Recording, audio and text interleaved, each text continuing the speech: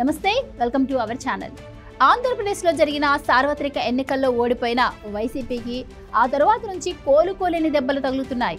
ఎన్నికల్లో ఘోరంగా ఓటమి పాలవడంతో వైసీపీకి చెందిన పలువురు సీనియర్ నేతలు, జగన్ బంధువులు సైతం పార్టీని వీడుతున్నారు. ఇక గతంలో వివిధ జిల్లాల్లో గెలిచిన మున్సిపాలిటీలు, జడ్పీ చైర్మన్లు సైతం పార్టీని వీడుతున్నారు.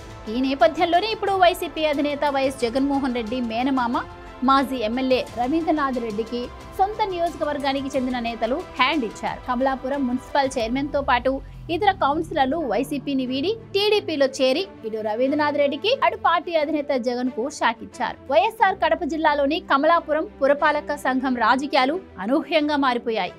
ఈ పురపాలక సంఘాన్ని చేజిక్కించుకోవడంపై టీడీపీ వ్యూహాత్మకంగా పావులు కదపడంతో పురపాలక చైర్మన్ మార్పూరి మేరీ, కౌన్సిలర్లు షేక్ నూరి, రాజేశ్వరి, సలీలా, నాగమణి సోమవారం టీడీపీలో చేరారు. ఇప్పటికే కొందరు కౌన్సిలర్లు టీడీపీలో చేరగా తాజాగా చేరిన వారితో కలుపుకొని టీడీపీ సంఖ్యాబలం 10కి పెరిగింది.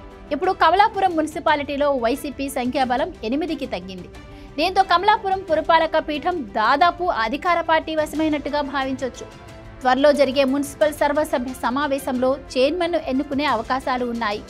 ఇక మరికొందరు వైసీపీ కౌన్సిలర్లు కూడా టీడీపీలో చేరేందుకు సిద్ధంగా ఉన్నారని ఆ పార్టీ నాయకులే చెబుతున్నారు. కమలాపురం మున్సిపాలిటీలో జరిగిన పరిణామంతో కమలాపురం వైసీపీ శాసనసభ్యుడు వైఎస్ జగన్మోహన్ రెడ్డి మేనమామ రవీంద్రనాథ్ రెడ్డికి భారీ షాక్ తగిలినట్టయింది. వైసీపీ చేతిలోంచి ఈ పురపాలక సంఘం టీడీపీ ఖాతాలో పడబోతోంది.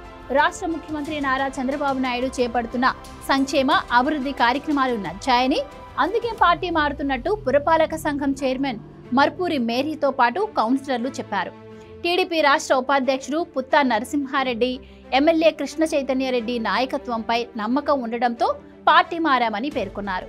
ఈ నెల 20న జరిగే మున్సిపల్ సర్వసభ్య సమావేశంలో కొత్త చైర్మన్ను ఎన్నుకునే అవకాశం ఉంది.